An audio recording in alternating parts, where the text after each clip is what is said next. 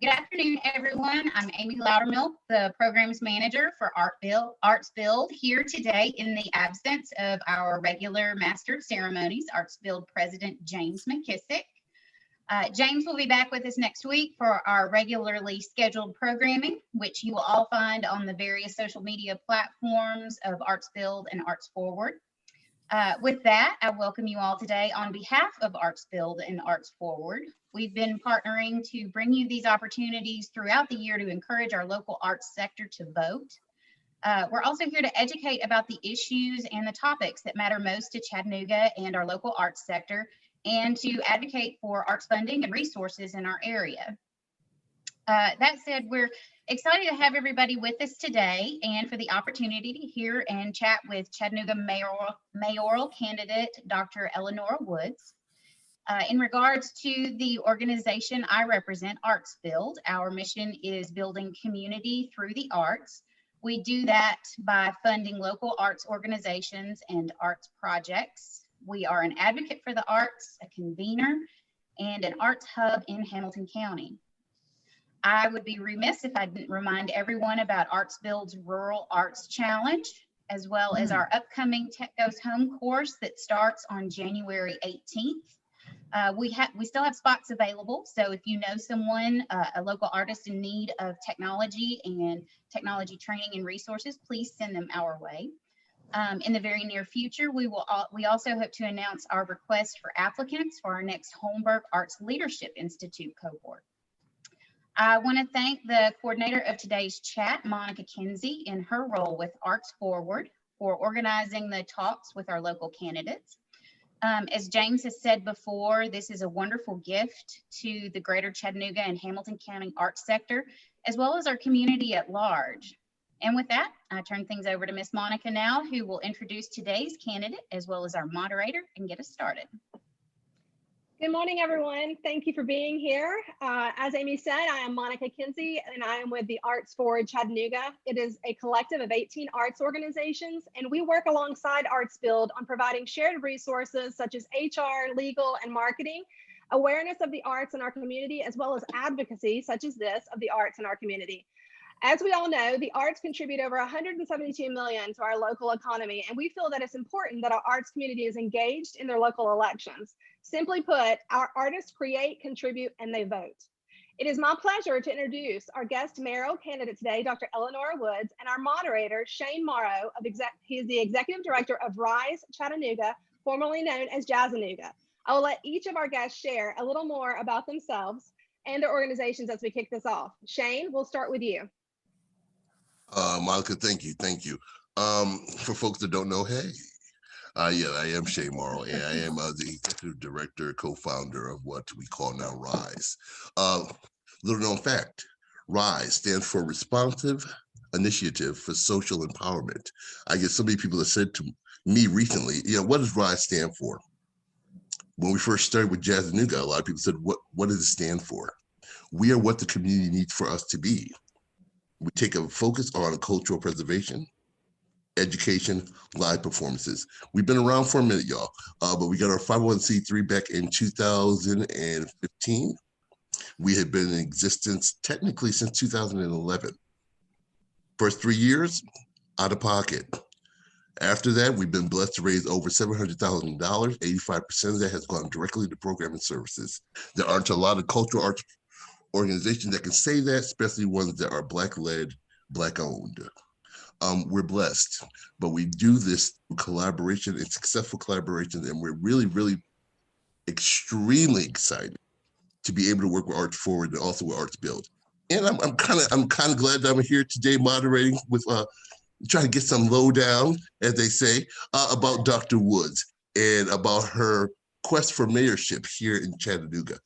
So with that being said, I'm going to put the spotlight off of me, and I would like to hear a little bit more, and for you get to be introduced or reintroduced to Dr. Woods.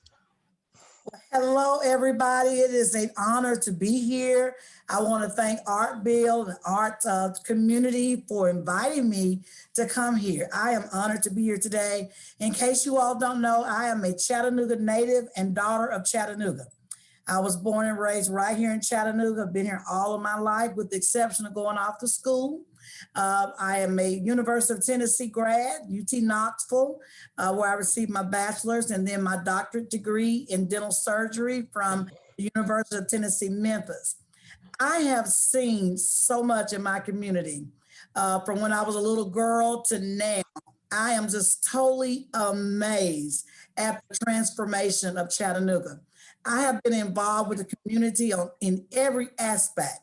I am the executive director of Alton Park Development Corporation. We now own the old Pineywood Resource Center, also formerly the Pineywood Elementary School, where lots of art goes on in that facility.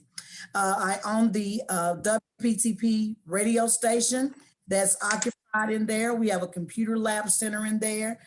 We have lots of resources for arts. We do all kinds of things, music, entertainment, the arts. We have programs going on throughout the year for children. And so I'm immersed into the arts with that.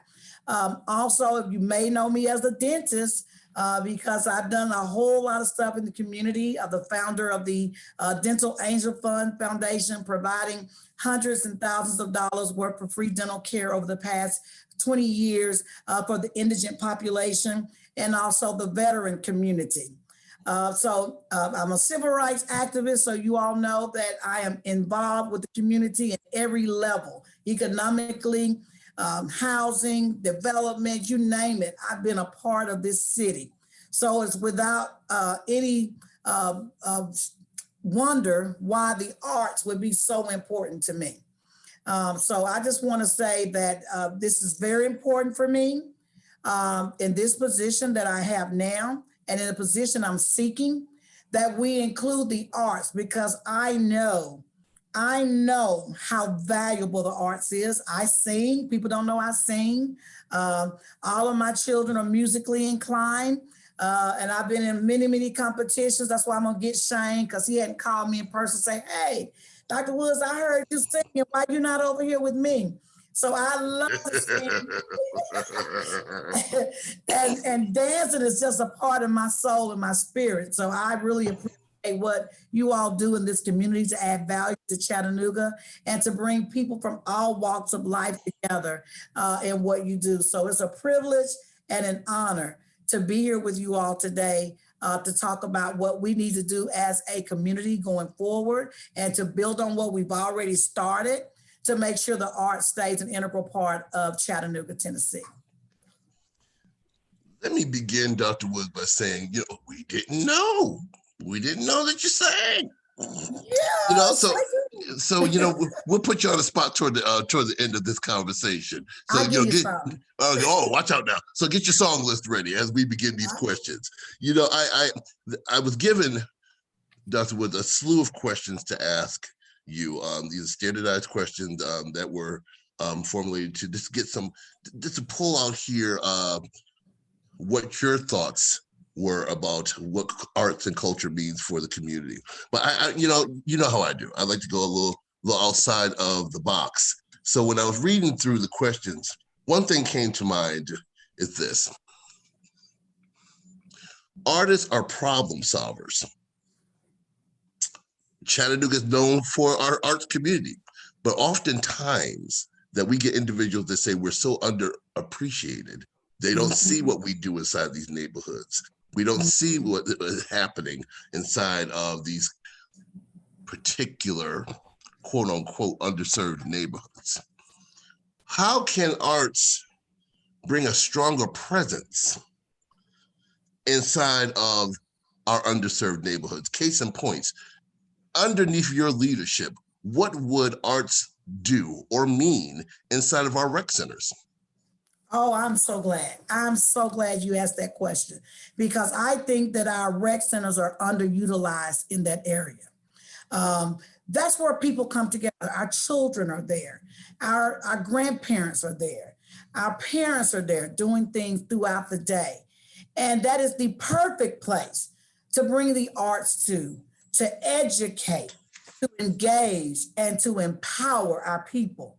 And it's also through the neighborhood associations, which have direct contact and direct communication with the people that live in their communities that we have to reach out to and involve. So when we connect the dots from Chattanooga to the arts, to the people that live in our communities and the places where people go, we can then begin to educate and engage them, thus empowering them to understand and to move toward the arts and start doing more things in terms of appreciating.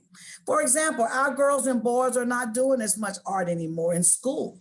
So where else would they get it? You know, they're going to get it when they come home and they go to those places where they go every day. And whenever you put it in front of them, that's when they can receive it. If they're not receiving it at school, then it's our obligation to make sure the arts is provided in some other avenue. And as your mayor, I will make sure that funding is made available at the local and the community level to educate and empower and engage our children and our parents and our grandparents, because it's not just about the children, it's also about their parents and their grandparents to get them involved. And so I will make sure that we have funding available. The arts is so a part of everything we do. I was doing some dentures today, and I was putting the dentures in the patient's mouth. And I realized that the two teeth in the front was a little bit over to the left instead of in the middle. And I looked at that and I said, here's art right here. If I don't pull these teeth back over, then it's going to be asymmetrical. I was thinking about the filling that I did on the front tooth. I said, if this is not shaped right, if it's not the right color, if it doesn't have the right lighting hidden in a certain way, this tooth is going to look odd in this person's mouth. Art is everywhere. If it's not curved right, if it didn't cut right, things have a place in our life everywhere when it comes to art. Art is amazing.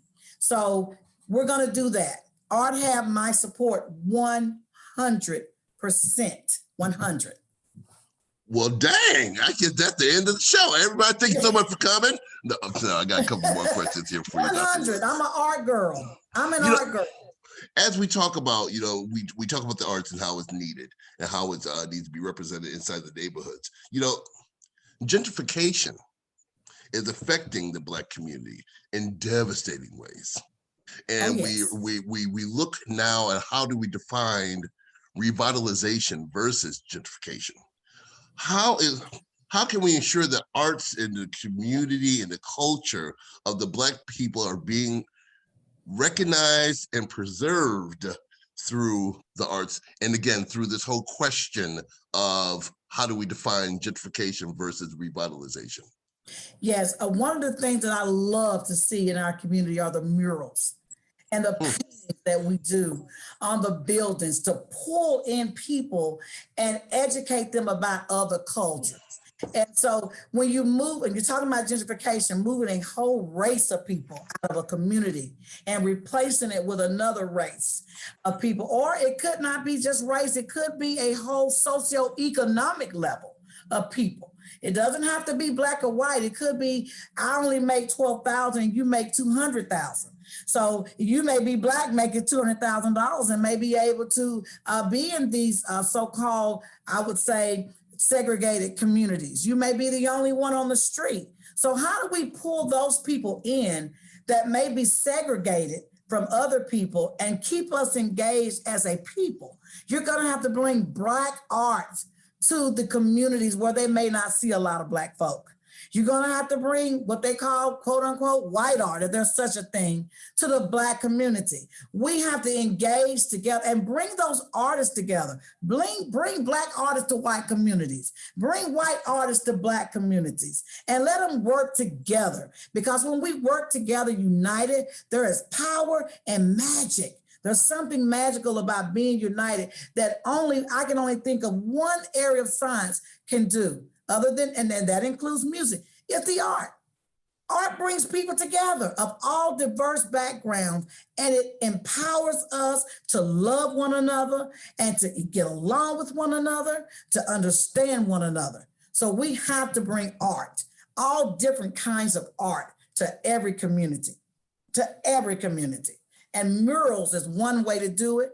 And I love Beale Street in Memphis because I lived on Beale Street when I was in dental school. And I would just walk out of my apartment, and I would just walk down the street. And there on the streets, there would be people playing music, and all types of people, Black people, white people, Chinese people, you name it, Middle Eastern, all kinds of people would be on the streets dancing together, just engaging together, loving on one another. The artists would be on the street painting art. You could walk up and say, paint me, and they would just start painting you right there on the street. That's the kind of stuff I'm talking about. Chattanooga needs to do outdoor art. You need to create a space where when tourists come into town, they can go right there on whatever street, a market, wherever, an area outside where the arts exist, because it does bring people together. And I love Beale Street. I love it. And some of the people love the Mardi Gras. You know why? Because art is going on at the Mardi Gras, and it's bringing all kinds of people from all over the world together, and we're uniting when we think we can't unite. Like we're having all kinds of issues in this country right now. Music and art brings us together. It's interesting, because I'm gonna do a little bit of a shift, but stay within the same vein where we're at. Right now, we have to go through the arts community, artists. We have to go through, if we want, quote unquote, the dollars. We're going through a BFO process with the city. What are your thoughts about the BFO process? Because I let's just be very transparent and full disclosure. Is that I know for myself that it's a task to go through a process with our current administration's transparency of BFOs, especially how it ties into how to get $1 in layman terms, how to get $1 to go toward the arts. When you are mayor, tell us what process, first of all, what do you think about the current process, and what would you do to make changes to make sure that everyone has the opportunity to come to the table to perhaps get $1? Ooh, as a civil rights activist, you already know where I'm going with that. The budget for outcome, or BFO, whatever you want to call it, is a bunch of red tape. Too much red tape. Too much red tape, especially when we have organizations that we must. I heard her say 170-something million were generated for this city through the arts. There should be set aside money for the arts. Why do you have to go through a BFO? And then at the end of the year, you should be able to report what you were able to do for this city. So red tape prevents organizations like yours, Shane, and other organizations from getting the much needed money to continue to do the great work that you're doing in this community. I would like to see something else changed about the BFO. Because when you look at the programs that the city requires their own departments to go through the BFO process, and you look at their outcomes are horrible. Don't get me started with the homeless folk. The outcome is horrible, but they got the money and they're not generating any money. So why would you give money to organizations that's not going to generate any money, but you keep giving them the money? And you got organizations like yours and Artsville that's generating money for this city, and yet you give them HE double hockey stick. No. It doesn't make financial sense to me. And I'm a businesswoman.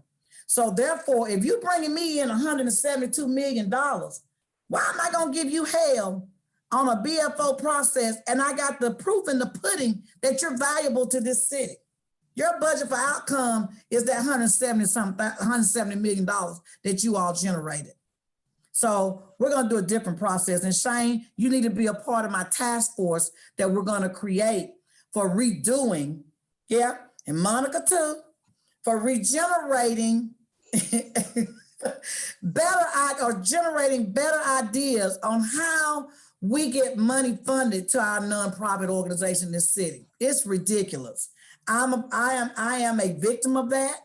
I run 2 or 3 nonprofit organizations. Shane, you were talking about all that money out your pocket that you had to give. Whoa, honey, I've been in this community back from college for 31 years. Imagine how many millions of dollars come out of my personal money because I feel it's that important that these organizations survive and that the people get the resources that they need.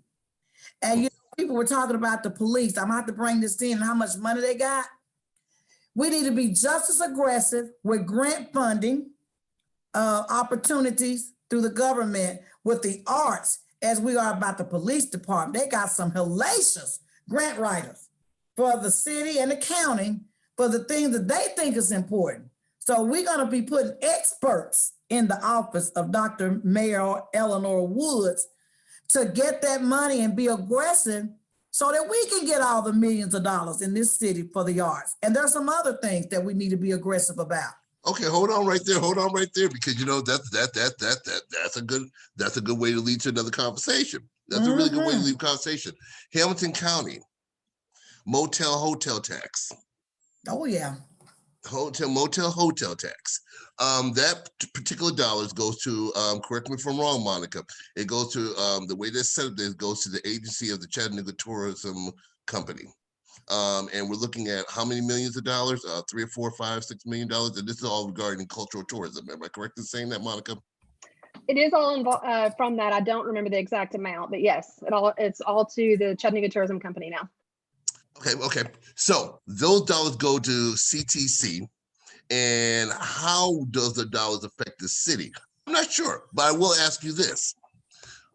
Dr. Woods, if you see this money coming down the pike, you know, some of your tax money, my tax money, Monica's tax money, my tourism money, how could you, and what would you say, or how could some of that money be tied or tapped into giving to some local folks to be able to increase our givings of arts and culture? First of all, we're going to have internists from the art working in my office. We're going to have some internists working in my office. You know, art should be a part of this city every which way you look at it. You're talking about it going to the tourism department. Well, they do advertisement for this city, you know, build artwork and all that stuff. So that money need to come to the art. It need to come to the art. They're sending people from, bringing people in from outside of the city of Chattanooga to do what we have right here, the people right here can do.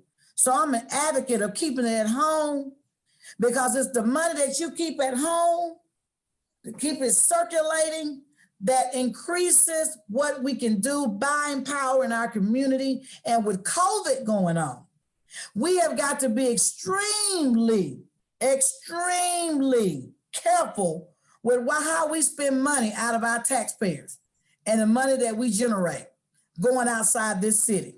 It needs to stay in this city.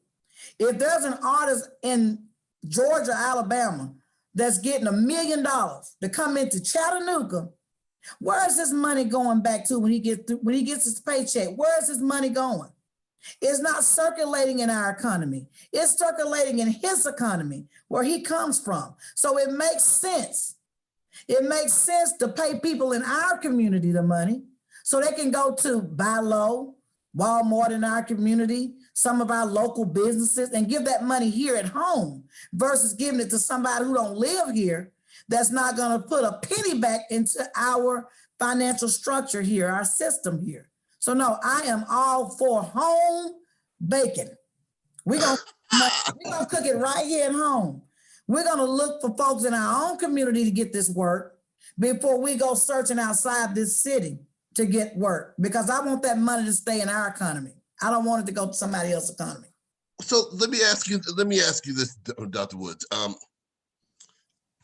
Our local arts community and our local promoters, and who are, that are here, ingrown folk, bringing in these fantastic opportunities for celebration of arts and culture. But we also have city-owned venues and the riverfront, you know, that technically we own, you know, that's homegrown, but some of us have some barriers in regarding to getting our services and what we do, our programming, into city-owned venues at low cost. I'm going to be very actually, I'm not going to be very careful. No, you know, go ahead, you look tell at, it. Okay, Tell all right, Dr. Williams, let me tell it. Hold on. Let me say this, all jokes aside, is that May I just interject and say this is for us to all speak the truth. This is what this is for, and to have an open, candid conversation. So feel free. Thank you, Monica. You know, again, I'll probably be dinged. I'll be dinged later. If anybody gets offended, that's just too bad. We're unfiltered and we are transparent. Well, then let me share this. Is that here we go? That we know we have a lot of organizations that are right now, especially during COVID, who are struggling to offer these free, low cost type of classes and programming for our community at large. But they also have issues in regard to space. We got city-owned venues that, unfortunately, you have a barrier to getting into for some local. What under your leadership, you know, what would you do? Because I know that there's a lot of money that goes in. Just true, you know, full disclosure. I from what I read in budgets, I know there's a lot of money that goes to Tivoli Foundation. I know a lot of money that goes into other particular organizations to keep our city-owned facilities and venues afloat.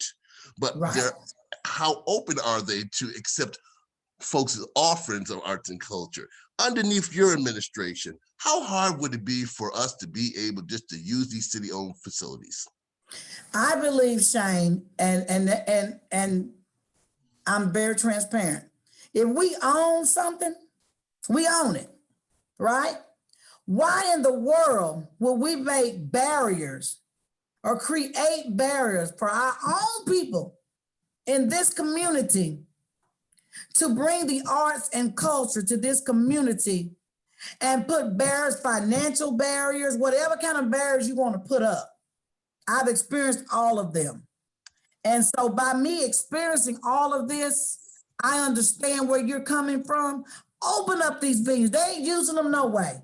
They got days where it's closed anyway. You could be using that venue site to do some arts and culture, some plays or whatever.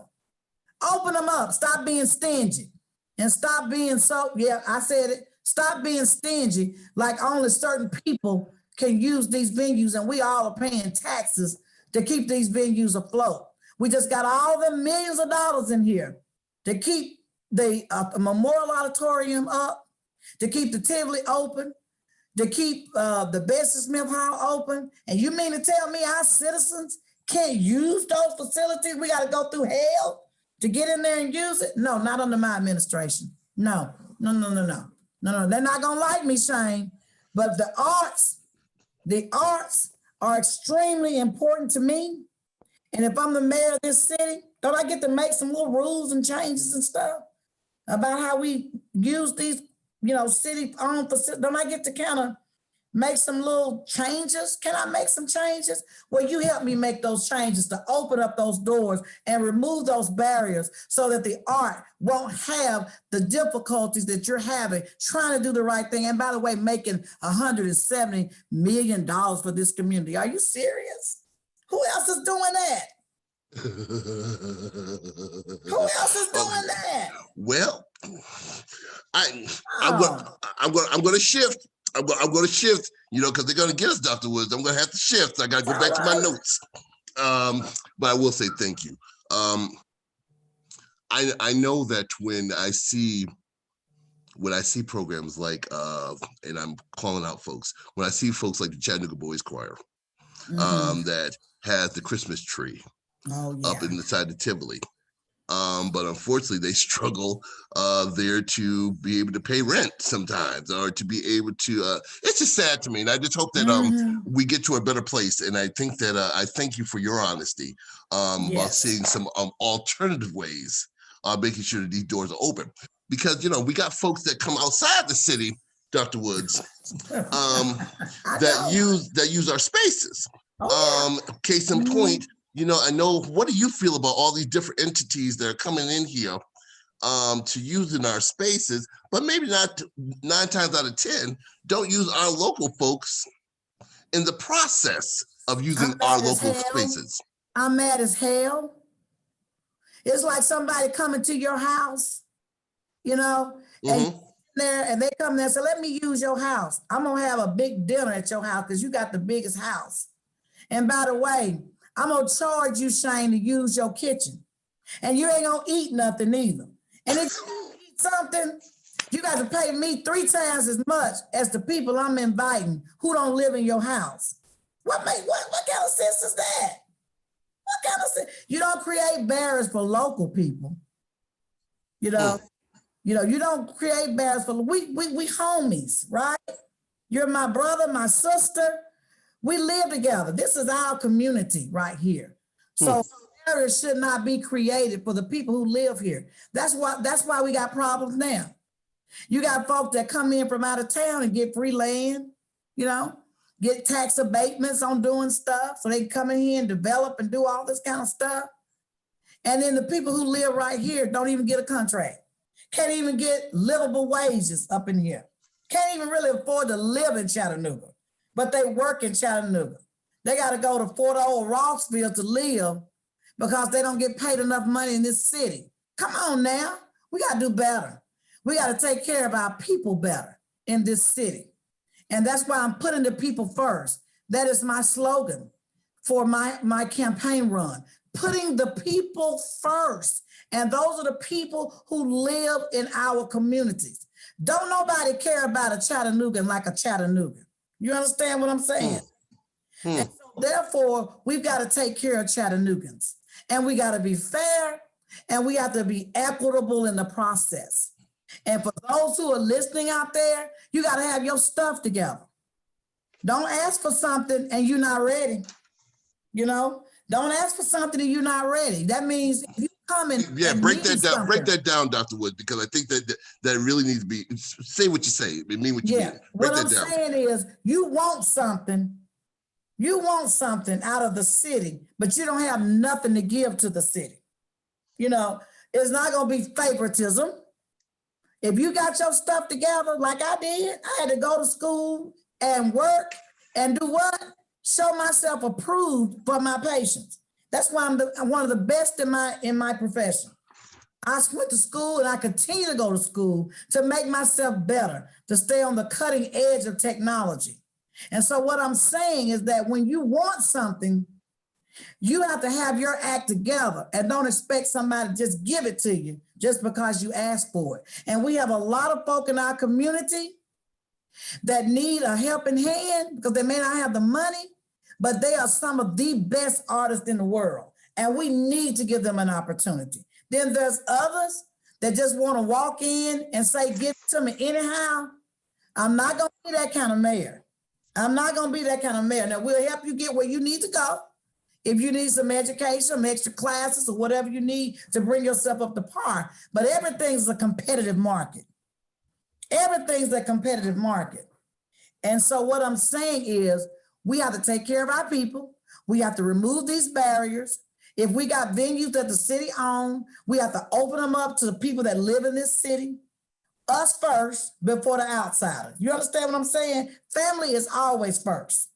And that's the way I'm going to treat our community in everything that I do, not just the arts, but everything that I do is going to be about taking care of these people in our community because we're suffering. And yes, it's COVID-19.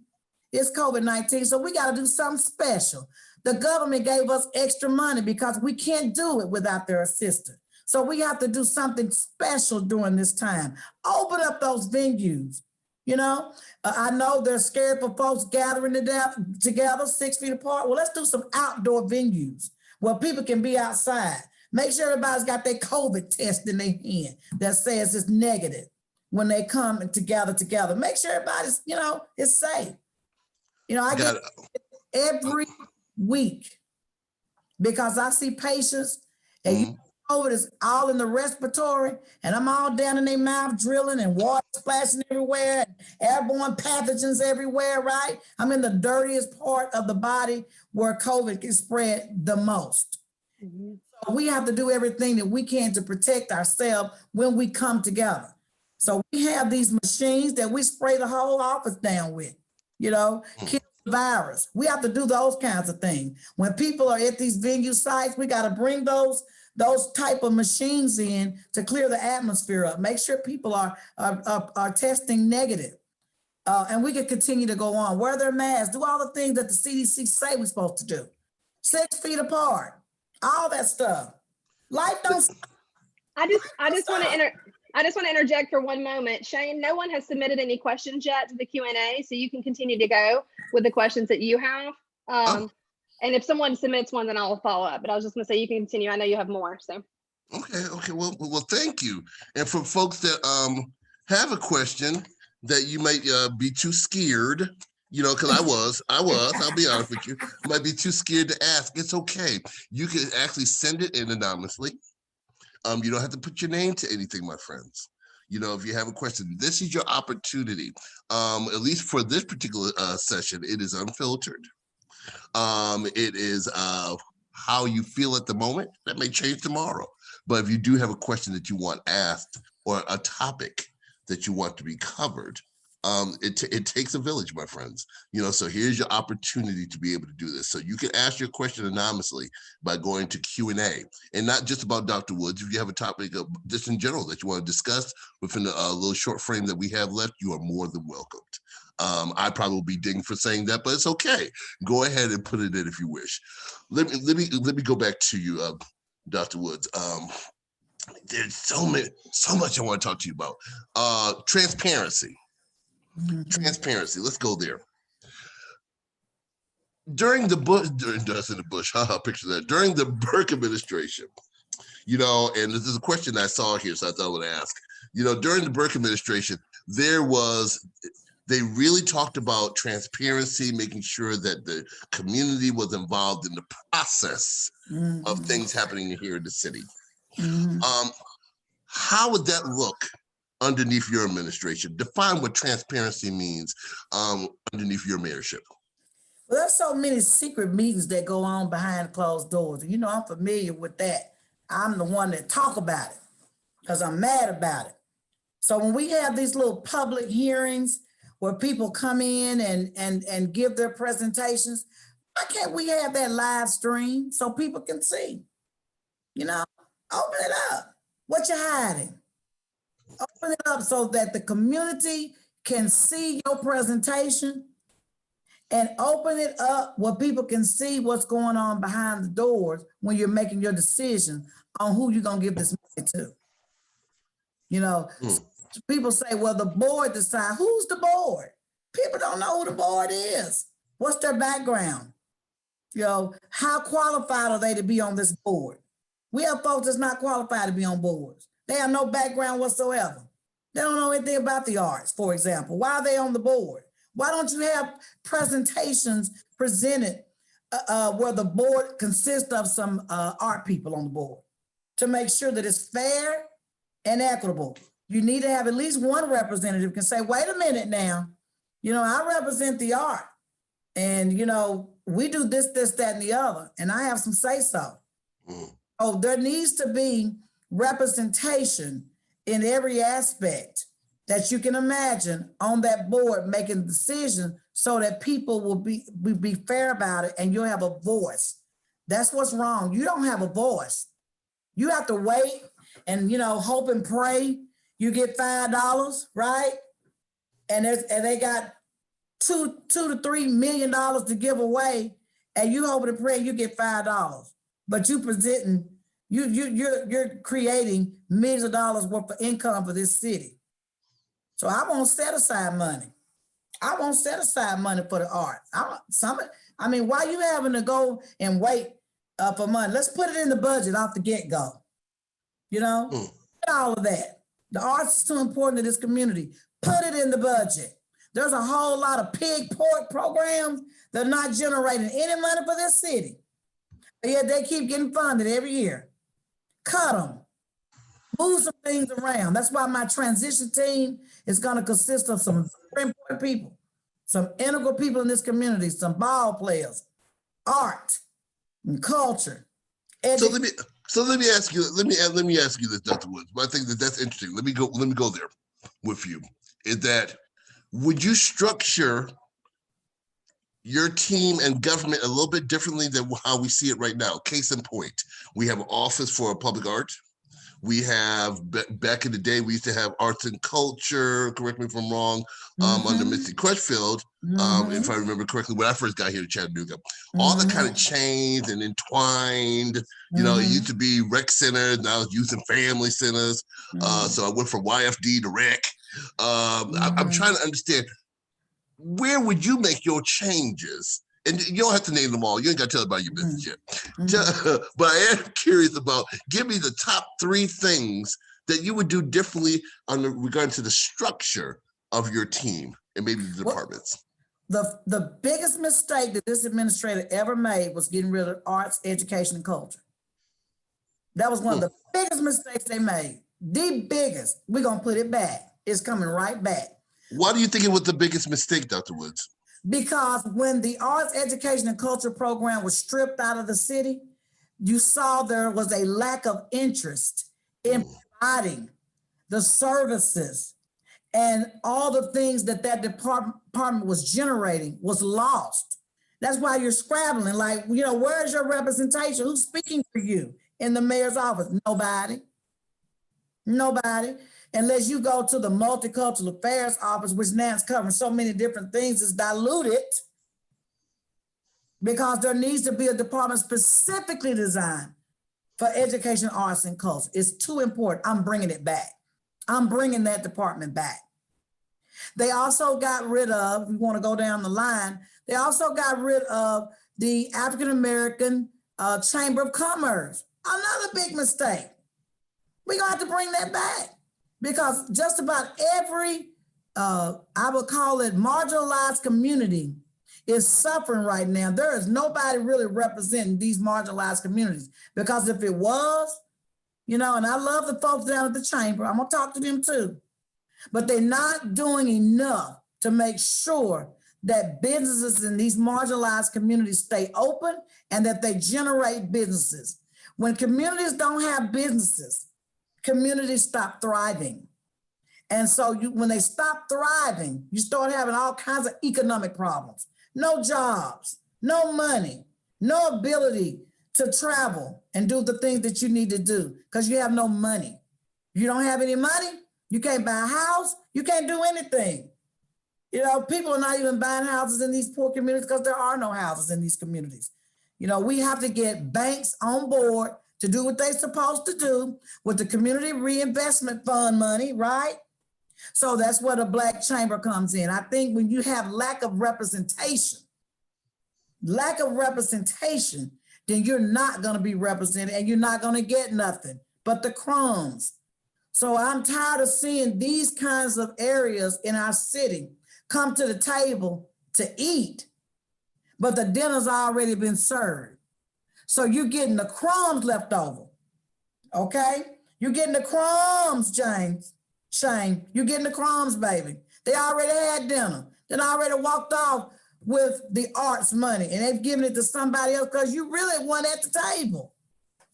You really weren't at the table. Well, you know, I do need to lose a little weight, but we'll talk about that later, Dr. Woods. You know, I'm trying to be on a diet for 2021. I know that when we talk about, it's interesting when we talk about the businesses, and especially for Black and Brown,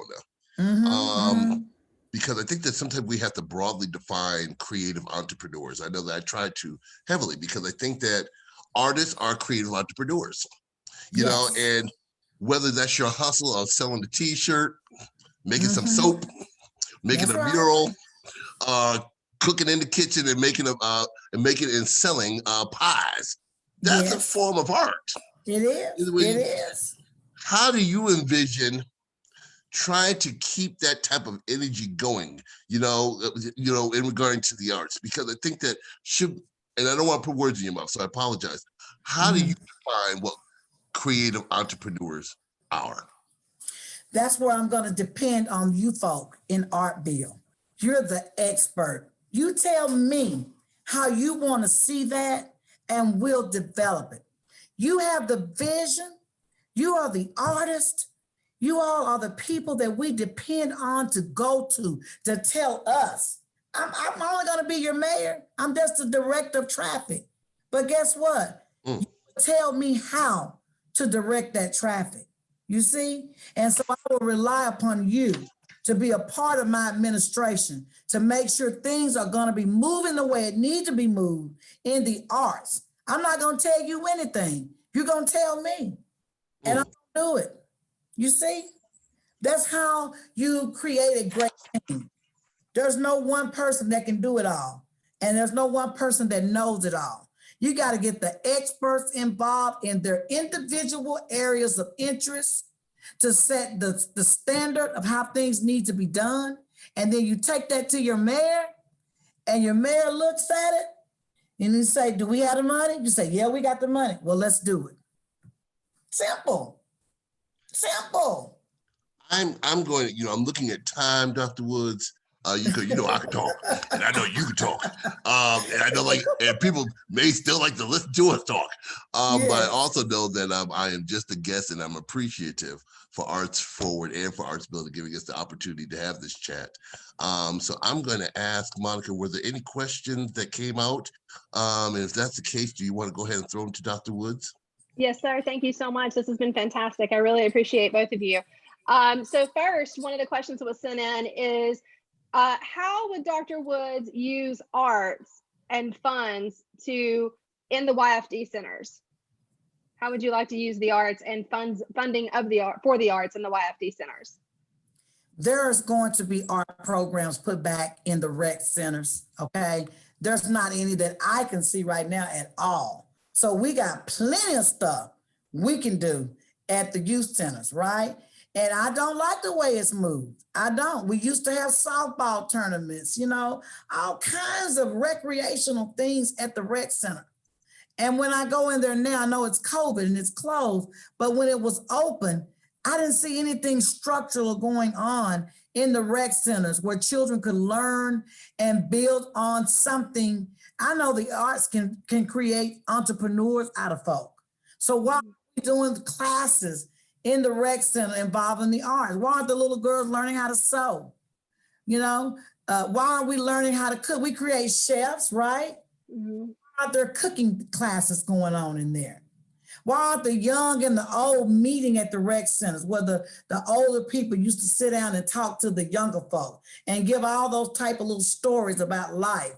And so we're not doing anything that I can see that's meaningful in our rec centers that would create something positive for these communities. That's why the kids are out in the streets doing all kinds of stuff, because there's nothing for them to do. We have to create that something, Monica. We have to be that entity that says, this is what we're going to do.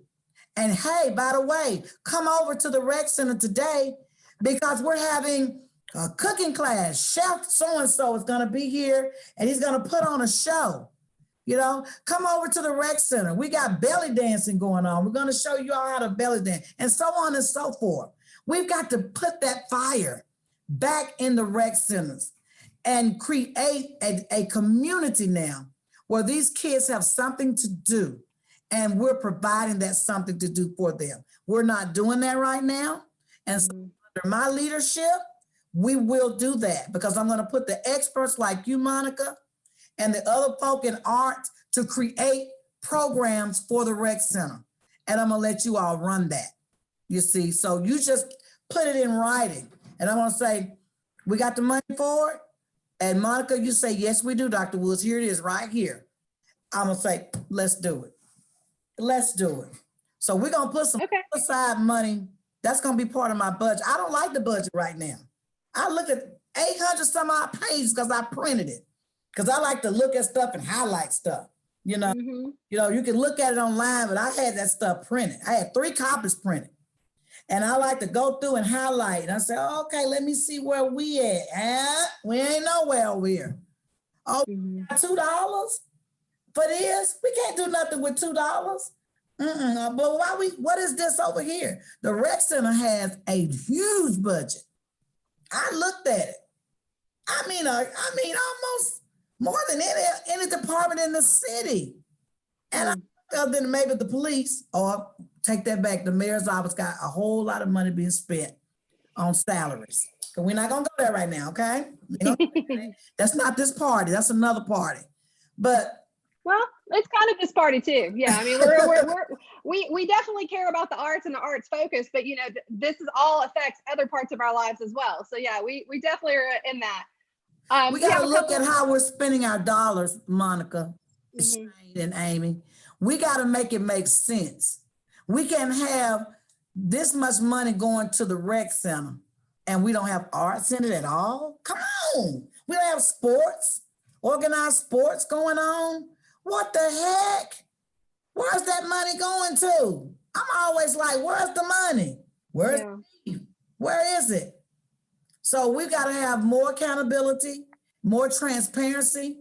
You know, I think they need to show where the millions of dollars are going. Where did it go to? See?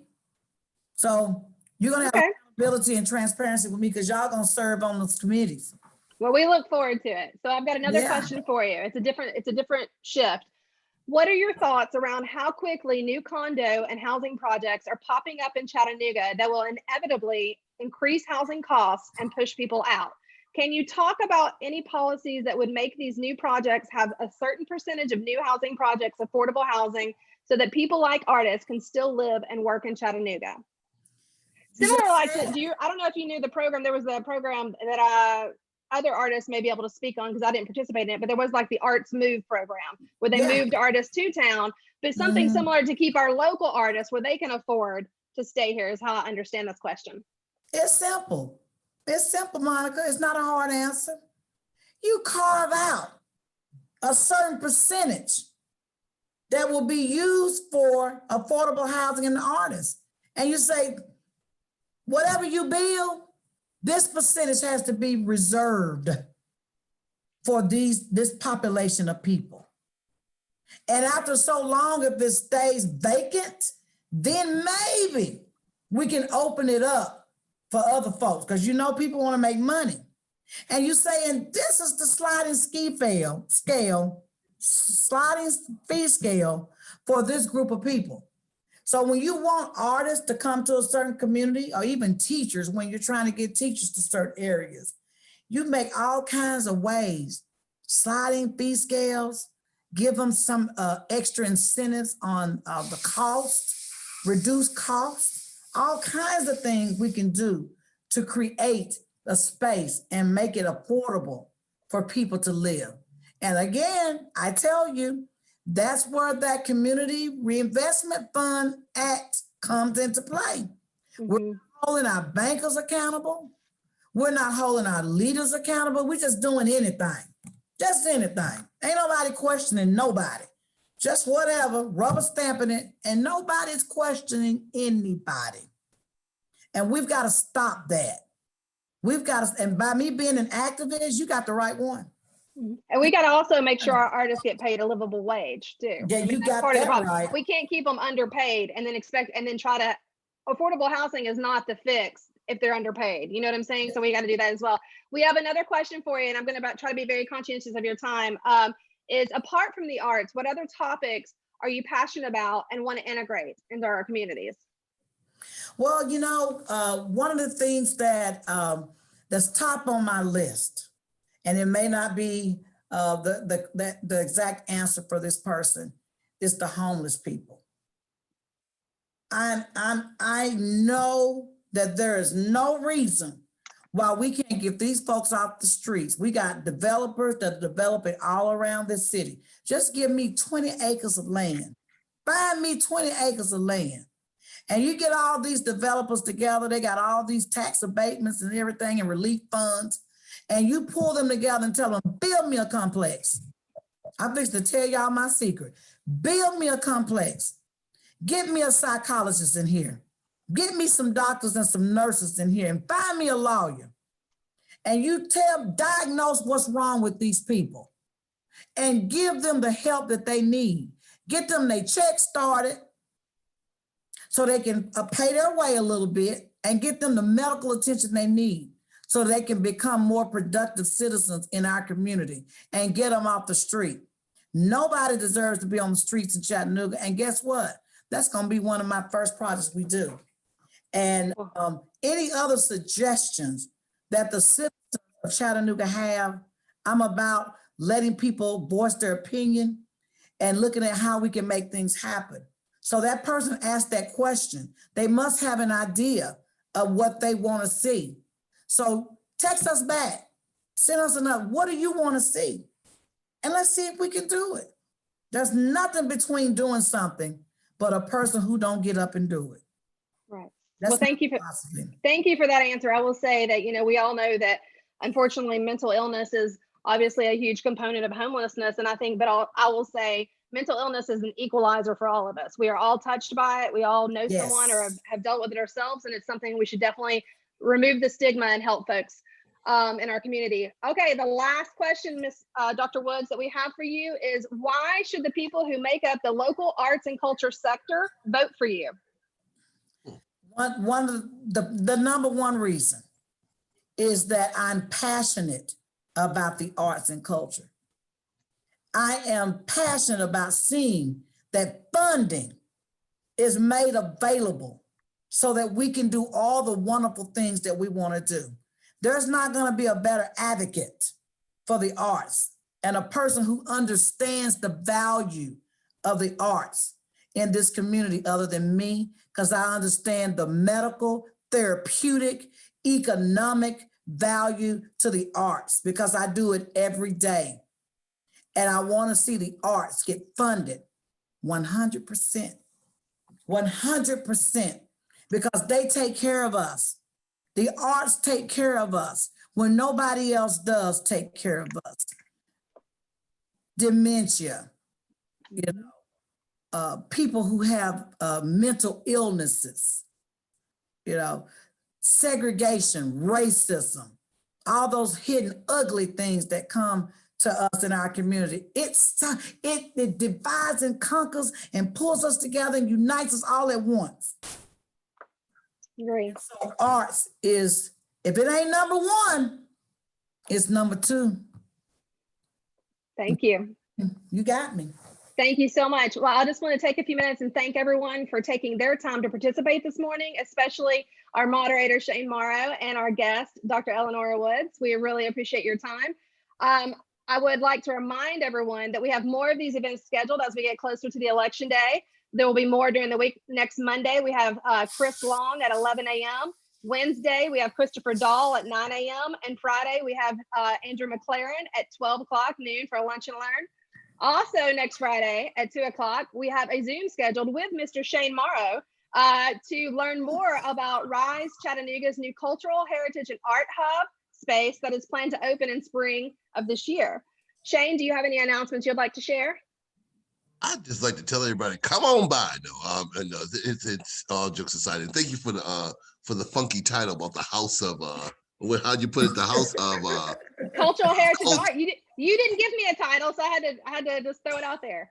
I love it. I love it. But in a nutshell, my friends, is that if you get an opportunity to come next Friday, we'll explain to you a little bit about why we made the decision to reinvest inside of a dilapidated, what some may see as a dilapidated community and neighborhood, to make this one of the platforms that truly can be transformational through the power of the arts. And so we want to talk to you about this at 15,000 square feet of space, but I am not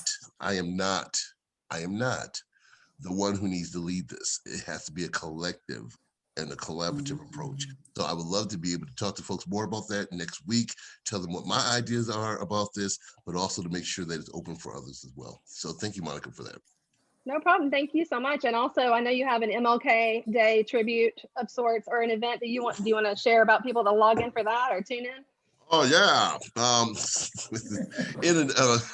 She put me on the spot, y'all. But in a nutshell, in a nutshell, that we are celebrating this year. We in light of everything that has happened in our community and through the nation, it's time to go back to the basics. And some of the basics for, I believe, is to really understand the words of Martin Luther King. Amen. Take a look at what he was saying, to understand that he was just as humble and fragile and conflicted as some of us are. But he was able to take a look and say, I'm going to do the right thing by the power of trying to transform this area and issues from blight to bright. And he used that through also the power of the arts. So we have asked a couple of our friends to read some of the passages from his famous quotes. And we also will have live entertainment. It will be on Facebook Live, IGTV, on our YouTube channel, and that will be premiering on Martin Luther King Day. Just follow us on Facebook, on our social page for more information. And lastly, before you probably ask me, we're also doing a vision board, my friends, on the 14th. Oh, all right. On the 14th, Thursday, January 14th at 6 o'clock, Tabi Upton, fantastic facilitator. She's a great counselor. We've used her before with our initiatives for health awareness, mental health awareness. We asked her, could you help us help others to envision what 21 will look like?